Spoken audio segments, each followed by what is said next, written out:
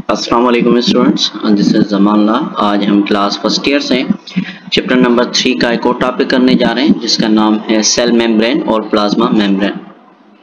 इससे पहले हमने सेल वॉल को पढ़ा था, तो सेल वॉल और सेल मेम्ब्रेन में कुछ डिफरेंसेस हैं। सेल वॉल जो है नॉन लिविंग होती है और सेल मेम्ब्रेन लिविंग होती है। सेल वॉल जो है मोस्ट आउटर बाउंड्री होती है प्लांट सेल की, ठीक है, और बैक्टीरियाज वगैरह में पाई जाती है, अल्जाई में पाई जाती है, फंजाई में। लेकिन जो प्लाज्मा मेम्ब्रेन होती है ये सारे जानदारों में पाई जाती है, चाहे हमारे प्रोकैरियोट्स हो, यूकैरियोट्स हो, प्लांट सेल हो, सब में पाई जाती है, ठीक है। और वो बनी होती है डिफरेंट केमिकल्स की, सेलुलोज वगैरह की बनी होती है, कुछ में ग्लाइकोलिपिड्स कुछ में पेप्टिडोग्लाइकोगोन की बनी होती है, लेकिन ये बेसिकली जो है लिपिड और प्रोटीन की बनी होती है मोस्टली, ठीक है। तो आगे बात करते हैं हमारे टॉपिक की। टॉपिक का नाम है प्लाज्मा मेम्ब्रेन। तो प्लाज्मा मेम्ब्रेन जो है हमारी, या इसको सेल मेम्ब्रेन भी कहा जाता है, प्लाज्मा मेम्ब्रेन या सेल मेम्ब्रेन कहा जाता है। ये सारे जानदारों में होती है, चाहे आपके प्रोकैरियोट्स हों या यूकैरियोटिक सेल्स हों, सब में पाई जाती है। ये इनकी जो है आउटर मोस्ट लिविंग बाउंड्री होती है जिसको हम कहते हैं प्लाज्मा मेम्ब्रेन। इसका काम क्या होता है, तो ये फिजिकली सेपरेट करती है इंट्रासेलुलर और एक्स्ट्रा सेलुलर इन्वायरमेंट को। अगर हम सिंपली बात करें तो ये हमारे पास क्या करवाती है, तो ये हमारे पास काम करवाती है साइटोप्लाज्म को सेपरेट करने में मदद करती है। क्या करती है, साइटोप्लाज्म को सेपरेट करने में मदद करती है हमारे जो एक्सटर्नल इन्वायरमेंट होता है। अगर हम इधर थोड़ी बात करें तो ये हमारे पास सपोज करें कि कोई सेल है, ठीक है, ये सेल की सेल मेम्ब्रेन है, ये जो येलो कलर वाली, और ये जो इंटरनल इन्वायरमेंट है और ये एक्सटर्नल इन्वायरमेंट है, इन दोनों को सेपरेट कौन कर रही है, हमारी ये प्लाज्मा मेम्ब्रेन कर रही है। अब बात करते हैं chemical composition of plasma membrane की। तो केमिकल कंपोजिशन प्लाज्मा मेम्ब्रेन की जो है, इसके बारे में ये है कि इसके पास सेम बेसिक मॉलिक्यूलर होती है एक ऑर्गेनाइजेशन सारे जानदारों में। ये बनी होती है डबल लेयर की। वो जो डबल लेयर होती है वो बेसिकली होती है फास्फोलिपिड की, ठीक है, उसमें प्रोटीन्स मिक्स होते हैं। फास्फोलिपिड मॉलिक्यूल जो हमारी प्लाज्मा मेम्ब्रेन में होते हैं वो अरेंज होते हैं दो पैरेलल लेयर्स में, ठीक है, पैरेलल लेयर्स में अरेंज होते हैं। ये इनके दो एंड होते हैं, एक आ जाता है नॉन पोलर जिसको हम हाइड्रोफोबिक कहते हैं, जो एक दूसरे को फेस करते हैं, जबकि दूसरा जो होता है उसको हम कहते हैं पोलर एंड, जो बिल्कुल एक ऊपर की तरफ होते हैं, एक नीचे की तरफ होते हैं, ठीक है। किसके साथ एसोसिएट होते हैं, कार्बोहाइड्रेट्स और प्रोटीन के साथ। प्लाज्मा मेम्ब्रेन जो होती है इसमें सेवरल टाइप ऑफ लिपिड्स पाए जाते हैं डिफरेंट काइंड के, जैसे कि हमारे पास कोलेस्ट्रॉल है या स्टेरॉल है। कुछ एनिमल्स में कोलेस्ट्रॉल जो है ऑलमोस्ट 50% पाया जाता है लिपिड्स में से प्लाज्मा मेम्ब्रेन में, जबकि कुछ जैसे कि हमारे प्लांट के सेल हैं उनमें कोलेस्ट्रॉल क्या होता है, एब्सेंट होता है। हमारे जो मोस्ट ऑफ प्लाज्मा मेम्ब्रेन होती है इसमें तकरीबन 50% लिपिड होती है, ठीक है, और 50% हमारे पास प्रोटीन होती है वेट के हिसाब से, जबकि कार्बोहाइड्रेट का जो पोर्शन होता है ग्लाइकोलिपिड्स और ग्लाइकोप्रोटीन के साथ होता है, जो हमारे पास 5 to 10% होता है। दूसरा मास जो होता है मेम्ब्रेन का। स्ट्रक्चर की बात करते हैं तो स्ट्रक्चर ऑफ प्लाज्मा मेम्ब्रेन। तो प्लाज्मा मेम्ब्रेन के लिए हमारे पास डिफरेंट साइंटिस्ट ने डिफरेंट मॉडल दिए। उनमें से एक मॉडल हमारे पास है सैंडविच मॉडल। ये सैंडविच मॉडल के बुनियाद, सैंडविच कैसे होता है, जैसे हमारे पास जो है दो ब्रेड की लेयर्स होती हैं, उनके बीच में जो उनका जो मटेरियल वगैरह होता है वो पड़ा होता है, सेम इसी तरीके से। इस मॉडल के बुनियाद पे या इस मॉडल के मुताबिक हमारी जो सेल मेम्ब्रेन होती है ये बनी होती है लिपिड बाइलेयर की, ठीक है, जिसके अंदर जो है बिटवीन इनर एंड आउटर के बीच में ये स्ट्रक्चर जो है इसको कहा जाता है यूनिट मेम्ब्रेन, क्योंकि सारे जानदारों के सेल्स और उनके जो ऑर्गेनेल वगैरह होते हैं उनमें प्रेजेंट होती हैं।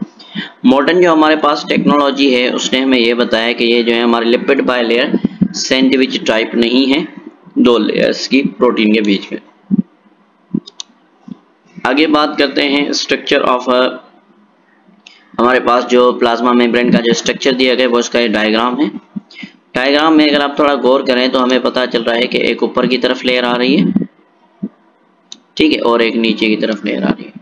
अब इस लेयर में हमें क्लियरली नजर आ रहा है कि इसमें दो लेयर्स हैं, एक ऊपर वाली एक नीचे वाली। अगर ये हम बात करें ये क्या है और ये क्या है, तो ये हमारे पास क्या कहलाते हैं, ये हमारे पास लिपिड की बाइलेयर है। बेसिकली ये ऐसे बनी हुई है लिपिड की बाइलेयर। एक इसका हेड है जो हमने ऊपर पढ़ा था, हाइड्रोफाइलिक एंड, और दूसरा हाइड्रोफोबिक एंड। तो ये दोनों एक दूसरे को ऐसे फेस कर रहे हैं, हाइड्रोफोबिक एंड। ये देखें बेसिकली क्योंकि इनमें जो है लिपिड्स, हमने जब बायोमोलिक्यूल्स पढ़ा था तो उसके अंदर हमने एक पढ़ा था टॉपिक जिसको हम कह रहे थे फास्फोलिपिड्स। तो अगर आपको याद हो तो ये हमारा जो है फास्फोलिपिड का हेड है और ये हमारे पास टेल है। तो ये वाला जो हेड है बेसिकली ये इसमें फॉस्फेट होता है, और ये क्या होता है, ये हमारे पास कहलाता है हाइड्रोफाइलिक, और ये होता है वाटर लवर। ये जो नीचे की तरफ है जिसपे कर्व आ रहा है, ये अनसैचुरेटेड फैटी एसिड्स की वजह से आ रहा है, ठीक है, डबल कार्बन की वजह से, ठीक है। तो इनमें जो है इनको हम कहते हैं हाइड्रोफोबिक। ये दोनों एक दूसरे को रिपेल करते हैं, तो इसकी वजह से हमारी प्लाज्मा मेम्ब्रेन का शेप मेंटेन होता है। बाकी इसमें ये प्रोटीन वगैरह लगी हुई होती हैं, ठीक है, ये भी प्रोटीन है, ये हमारी ग्लाइकोप्रोटीन है, ये कार्बोहाइड्रेट्स इनके साथ आ गए। ये हमारे पास पेरीफेरल प्रोटीन है, ये हमारे पास पूरा स्ट्रक्चर प्लाज्मा मेम्ब्रेन का। इसमें हमारे पास साइटोस्केलेटन के धागे पाए जाते हैं। ये हमारे इंटीग्रल प्रोटीन है जो चैनल्स के तौर पे काम करती हैं। ये हमारे पास इनके पास देखें ग्रीन कलर वाले कोलेस्ट्रॉल मौजूद है, ठीक है, शेप हमारी जो ऊपर हम पढ़ कराए थे उसकी बुनियाद पे, ठीक है। और ये साइटोप्लाज्म, ये एक्सटर्नल फ्लूइड। तो इन दोनों को सेपरेट कौन कर रही है, तो सेपरेट कर रही है हमारी प्लाज्मा मेम्ब्रेन। आगे बात करते हैं, हमारे पास आता है फ्लूइड मोज़ेक मॉडल। तो फ्लूइड मोज़ेक मॉडल जो है ये दिया था तो साइंटिस्ट ने, एक का नाम था, कब दिया था, 1972 में दिया था। एक का नाम था सिंगर और दूसरे का नाम था निकलसन। इन दोनों ने मिलकर एक वर्किंग मॉडल बनाया था प्लाज्मा मेम्ब्रेन का, जिसको कहा जाता है फ्लूइड मोज़ेक मॉडल। इस फ्लूइड मोज़ेक मॉडल के मुताबिक लिपिड बाइलेयर जो है ये रिटेन्ड होती है एक कोर ऑफ मेम्ब्रेन। ये लिपिड मॉलिक्यूल जो है हमारे प्रेजेंट होते हैं फ्लूइड स्टेट में, और ये एबल होते हैं कि रोटेट कर सकें, ट्रांसलेट कर सकें और वाइब्रेट कर सकें मॉलिक्यूल्स। ये मूविंग करते रहते हैं literally with in the membrane. Protein हमारी जो है इसमें बाइलेयर्स में भी मौजूद होती है फास्फोलिपिड्स में। स्ट्रक्चर और अरेंजमेंट जो मेम्ब्रेन की होती है प्रोटीन की, वो किसकी होती है, एक प्रेजेंट होती है फ्लूइड मोज़ेक मॉडल में। जैसे कि आइसबर्ग जो होता है समंदर के अंदर, एक आइस का टुकड़ा जो है पानी के अंदर कैसे फ्लोट करता रहता है, ऐसे ही हमारी जो है प्रोटीन फ्लोट करते रहती है। तो प्रोटीन हमारी होती हैं किसकी फॉर्म में, एज अ मोज़ेक और डिसकंटिन्यूअस पार्टिकल्स की सूरत में, जो पेनिट्रेट करती है हमारी deeply in and even completely through the lipid shell. एक तो हमारी जो बाइलेयर है उसके अंदर बिल्कुल अंदर होगी, या तो दोनों लेयर्स को पेनिट्रेट करके खड़ी होगी। जैसा अगर हम पीछे की तरफ जाएं तो हमें पता चल जाएगा, इधर कुछ हमारी इधर अंदर की तरफ लगी हुई है, कुछ ऊपर की तरफ लगी है, कुछ दोनों लेयर्स को क्रॉस करके खड़ी हुई हैं। तो ये हमारे पास कह रही है चीज। अच्छा, देन हमारे पास जो कंपोनेंट होते हैं प्लाज्मा मेम्ब्रेन के, वो मोबाइल होते हैं और कैपेबल होते हैं कि मूव कर सकें, इंगेज कर सकें हमारे वेरियस ट्रांजिशन या सेमी परमानेंट इंटरेक्शंस को। प्रोटीन जो एसोसिएटेड होती हैं हमारी बाइलेयर के साथ, वो दो ग्रुप्स होते हैं। एक को हम कहते हैं इंटीग्रल प्रोटीन और दूसरे को हम कहते हैं पेरीफेरल प्रोटीन। तो इंटीग्रल प्रोटीन का दूसरा नाम है इंटरसाइनिक प्रोटीन्स भी कहा जाता है इनको। ये एक ऐसा क्लास है प्रोटीन का जो डायरेक्टली इनकॉर्पोरेटेड होता है किसके साथ, लिपिड बाइलेयर के साथ, ठीक है। इनमें से कुछ प्रोटीन हमारी जो है ये कहा जाता है कि ये हमारे लिए चैनल के तौर पे काम करती हैं, जिसकी मदद से वाटर सॉल्युबल सब्सटेंसेस क्रॉस होते हैं। जैसा कि हमारे पास आयंस हो गए, ये पास कर सकते हैं बैक एंड फोर्थ हमारे सेल के अंदर और सेल के बाहर, ठीक है। और दूसरी हमारे पास कहलाती है पेरीफेरल प्रोटीन, या जिसके लिए टर्म इस्तेमाल किया जाता है एक्सट्रासाइनिक प्रोटीन। ये हमारी दूसरी किस्म की प्रोटीन होती हैं। ये लिपिड बाइलेयर के बाहर की साइड पे अटैच होती हैं, या तो एक्स्ट्रा सेलुलर साइड की तरफ या तो साइटोप्लाज्मिक सरफेस की तरफ, ठीक है। ये लूज एसोसिएशन होती है इनकी मेम्ब्रेन के साथ। ये प्रोटीन जो है ये वाली प्रोटीन जो है ये हमारे पास इनके पास लिपिड्स होती हैं जो लिपोप्रोटीन की सूरत में, या इनके पास कार्बोहाइड्रेट होते हैं ग्लाइकोप्रोटीन की सूरत में। ये साइड चेन्स होती हैं इनकी, अरेंज करती हैं एक फ्लूइड, एक मोज़ेक जो हमारी सेल मेम्ब्रेन के साथ। अब बात करते हैं इनकी डायग्राम में। तो अगर हम डायग्राम में देखें तो हमें कुछ प्रोटीन ऊपर की तरफ नजर आ रही है, कुछ प्रोटीन अंदर की तरफ नजर आ रही है। ये क्या है? ये एक्सरसाइनिक प्रोटीन है, या जिनको हम कहते हैं पेरिफेरल प्रोटीन। इनका काम क्या होता है? बेसिकली ये हमारे पास एज अ रिसेप्टर के तौर पे काम करती हैं, ठीक है, और एंटीजन के तौर पे काम करती है। जबकि ये वाली जो है हमारे पास, जिनको हम कह रहे हैं क्या, आपकी जो है इंटीग्रल प्रोटीन्स, इंटरसाइनिक, इनकी मदद से चीजें मूव करती हैं सेल के अंदर और बाहर जाती हैं। तो ये हमारे पास दोनों का काम ऐसे होता है। अब हम आगे बात करते हैं फंक्शन की। तो फंक्शन हमारे पास जो आता है प्लाज्मा मेम्ब्रेन का, तो function plasma membrane several function perform करती है हमारे पास। ये प्लेटफॉर्म होती है रिसेप्टर के लिए, चैनल के लिए, एंजाइम्स के लिए, एंटीजन फ्लूइडिटी के लिए। लेकिन जो मोस्ट इंपॉर्टेंट जो फंक्शन होता है इसका, कि ये क्या करती है? प्रोटेक्शन करती है हमारे पास सेल को, साइटोप्लाज्म को। ये रेगुलेट करती है हमारी जो है फ्लो ऑफ सॉल्यूशन को और मटेरियल को सेल के अंदर और सेल के बाहर, ठीक है, एक लिमिटेशन के अंदर। लिमिटेशन जो है इनकी चेक की जाती है फ्लो ऑफ मटेरियल को अक्रॉस द मेम्ब्रेन, जो हमारे लिए नेसेसरी होती है कि ये मेंटेन करे हमारे लिए पीएच, आयनिक कंसंट्रेशन एंजाइम के लिए, ताकि उनकी एक्टिविटी हो सके और एक्सक्रीट कर सके टॉक्सिक सब्सटेंसेस। लिपिड बायलेयर जो है हमारे कंट्रोल करती है फ्लूइडिटी, टेम्परेचर कंडीशन, उसकी मदद से या तो उनको इंक्रीज करेगी या तो डिक्रीज करेगी। किसकी मदद से? अनसैचुरेटेड फैटी एसिड जो इनमें होते हैं, ये हमारे पास कंट्रोल करती है फ्लूइडिटी। या इसके साथ साथ फ्लेक्सिबिलिटी सेल मेम्ब्रेन की भी इंक्रीज होती है, और ये हमारे पास मूवमेंट करवाती है पोलर मॉलिक्यूल्स और आयंस की। आगे बात करते हैं तो डिफरेंशियली हमारे जो सिलेक्टिवली परमिएबल होती है वो इसके पास प्रेजेंट होती है। इसके पास एक खास किस्म के चैनल्स होते हैं प्रोटीन के, जो परमिट करते हैं मॉलिक्यूल्स को ताकि पास हो सकें। ये प्रोटीन हमारे पास कैरियर प्रोटीन होते हैं जो प्लाज्मा मेम्ब्रेन के अंदर लगे होते हैं। कुछ हमारे एक्सरसाइनिक जो प्रोटीन होते हैं ये काम करते हैं एंजाइम, जैसे कि एटीपेज कॉम्प्लेक्स, ठीक है, या जो हमारे लिए एटीपी सिंथेस बनाता है, ठीक है। उसके अलावा कुछ हमारी प्रोटीन्स है जो कॉन्जुगेटेड प्रोटीन होती है, जो काम करती है रिसेप्टर के तौर पे डिफरेंट हार्मोन और दूसरे मॉलिक्यूल्स के लिए।